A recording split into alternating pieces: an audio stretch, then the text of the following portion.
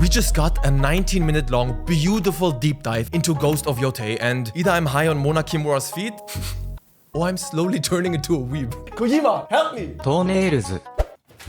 As someone who absolutely loved Ghost of Tsushima, I gave it a out of 10. Deserved. I went through this frame by frame. Analysiert. There's an insane amount of new information. Weapons, exploration, story. Some is obvious, some is weird, but tons of details you will miss if you just watch it once. And brother, I lost it. I went too deep, bro. I didn't even want to make a video on this, but it was just so beautiful, and some of the game design choices are so promising. It blew me away, and here we are.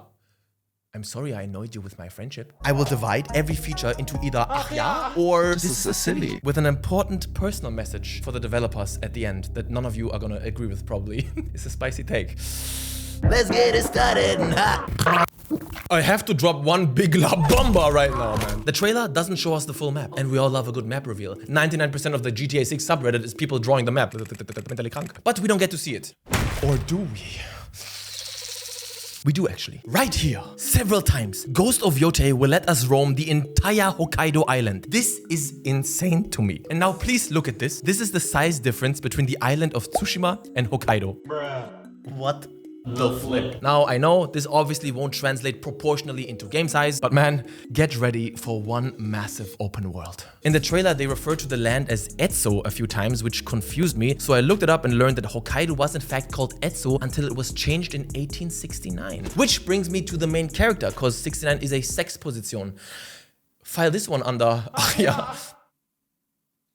There isn't that much here, and I want to talk a lot more about the combat anyways, but there is a very cool new concept. Atsu is an onion. So it's 6-pound onion. And the onion can go to certain locations and then with a simple press of a button, teleport Ratchet and Clank style to her childhood to relive certain memories. My first impression was geil. But then I thought about it more, and it raises a lot of questions. Does this mean exploring her past is voluntary? Can we experience this in any order we like? What if something important happens and we click to go back to present day? Does the time freeze in the past? If it doesn't, can we miss certain flashbacks? The trailer doesn't really explain it. My guess is that certain key locations on the map will allow us to trigger these memories as basically just another side activity, but we'll see. In general, I love the idea because sometimes flashbacks in games can be mind-bendingly boring. But now, let's get to one of my absolute favorite changes to the game. This has got me hype, bruv! And I hope more open world games in particular will opt for this approach because it is one of the most beautiful and seamless ways to incentivize natural exploration. Lange Rede, kurzer Sinn. In Tsushima, the only real rewards you got for exploring were cosmetics. That is fine, but not ideal in my eyes. Yotei takes a huge leap and ties exploration to character progression. My favorite. You gotta find these altars to unlock new skills.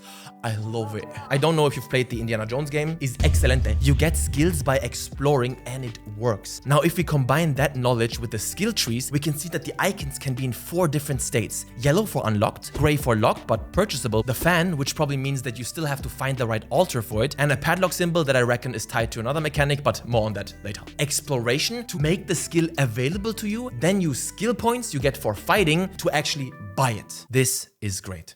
100% ach ja. The overall vibe of this deep dive shows what Sucker Punch decided to focus on, what direction they want to take this franchise. That's why sequels are so important and interesting. They show us the creative trajectory. The first game stands. The second game walks. Where does it go? Get it? Smart. It is very clear that the Ghost of franchise, if that's what you want to call it, wants to focus on immersion and uninterrupted open world exploration. So they decided to add a camp feature. Red Dead Redemption style. You can set up camp at any time to cook and play your shamisen for buffs. Very nice. But this camp has one more key purpose, and although I do find it very interesting, I also have my doubts. There are potential dangers. Listen. You can summon all the NPCs that you meet on your journey to come sleep by me. I give them bread, food, I watch them show, right? You don't have to leave where you're exploring. The game comes to you. Think about how that might feel over time. Come on this journey with me. Immerse yourself in that type of gameplay for hours and hours. We just set up camp, check through every character quickly, bam, bam, bam, bam, bam, bam, bam, and then we never have to revisit certain locations again. Because we all know how these games work. We get to a city, and then there's basically just one important character there. The guy who teaches us new sword skills, let's say. But we come to associate that character with that place. It becomes part of their vibe and personality, where we meet them. If all of them just come to us, I fear that NPCs could turn into a type of Einheitsbrei. How do you say this in English? Anonymous sludge. Do you get it? What do you think? Maybe I'm overthinking it. Ach ja, but maybe a little bit. Danger. But now, finally, combat. This was my favorite part of Tsushima. Using the right stance for the right opponent. Damn, it was snappy. And it's gone. Seriously, stances are gone. That was so core to the experience, so I thought, what? How? Why? But wait, no. Stances aren't gone. They were replaced by weapons. Use the right weapon for the right opponent. 5 different ones. Katana, big katana, dual katana, scorpion style, get over here. And a spear. I love it. There's even more to this. The trailer doesn't fully explain it, but it throws some more curveballs at you. Apparently, we can lose our weapons. We can make the enemy lose their weapons. We can pick up weapons. And I am very confused by this. This is not a loot-based RPG. Thank God. The menus show that every weapon itself is still unique. No damage values. So how can we lose ours? How is that gonna work? What if we are facing a certain enemy type that is weak to spears, but we lost our spear? What happens then? The streamlined solution would be to water down all weapons to a point where you can really use just one weapon for everything. Like in Jedi Survivor. Find your favorite and stick to it. I really hope that is not the case. I hope we're incentivized to switch and we're punished for not doing so. But it remains somewhat of a question mark. And I'm sorry to say this, but the trailer does ring one big alarm bell. And it rings it early. Atsu doesn't care if she lives or dies, so long as she can punish the Yotei 6. Do you see the potential issue? I heard this and then Detective Conan style felt a lightning in my pussy. It's a revenge story, that's fine, a classic, but we have to take out the Yotei 6. Now, I don't know about you, but this feels extremely Ubisofty to me. Very. Take out 6 bad guys in any order you want to finish the story. Every region will have a friendly NPC questline to guide you through it and blah blah blah checklist gaming like Assassin's Creed, Far Cry and Ghost Recon. This is a silly and a danger. I hope I'm wrong. I hope the plot is linear and handcrafted. Now, before I get to my personal message to the developer, here's a quick rapid-fire list of more cool new additions. There's an enemy type that jumps out of the snow. We have rifle. There's a coin-flicking minigame. We can complete bounties, and our own bounty will also go up over time. Does this mean we get hunted by mercenaries in the open world? Could be cool, but it was hella annoying in Assassin's Creed Odyssey. We have paintings and need to align them with what they portray. Rage mode is now called Onion's Howl. Good Onion is a heavy Onion. There are several possible companions, including a wolf, but he doesn't seem to be as core to the experience as I expected. I thought we're getting some Dead to Rights retribution type shit. Whatever. 2 new game modes, Takeshi Miike mode with more blood and Watanabe mode for lo-fi music in the background. Very cool, but I will be probably playing vanilla style. So, the time has come. This is my plea to Sucker Punch. None of you guys watching will agree with me. And the moment I say it, you will shut off your brain and scream, "Stop the cap!" But I will build this argument. I will bring this. Open your mind. Whatever. This is between me and the devs, okay? Es bleiben im Raum Keitel, Jodl, Krebs und Birkdorf. You need to remove the map screen.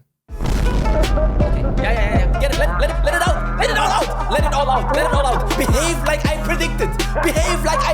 Yeah. Okay. You wouldn't get it anyways. Fucker, Arsch. Let me cook here, okay? I love a good map screen. Yeah, it's one of the first things I look forward to seeing when starting a new open world game. Just the art of it itself, seeing the world I get to explore. I am with you, bro. But please, for a moment, think about all the hoops this game jumps through to make the player understand the world around him without pausing the game. There's a new spyglass item that lets you set waypoints for locations you see on the horizon. The guiding wind as a non-intrusive GPS system is now complemented by flowers on the ground that boost your horse's speed, making getting around much quicker. NPCs now come to you. No need to open the map to fast travel. Outposts have smoke on the horizon. Altars and special locations are surrounded by flocks of golden birds. It is all environmental. You can interrogate NPCs for info about new locations. If there is an open world game that can pull this off, and that is so clearly walking towards making the map screen obsolete, it is Ghost of Yotei. Let it go. Let it go. Yeah. Be brave. Be a pioneer. Off into the sunset and ride, Sally, ride.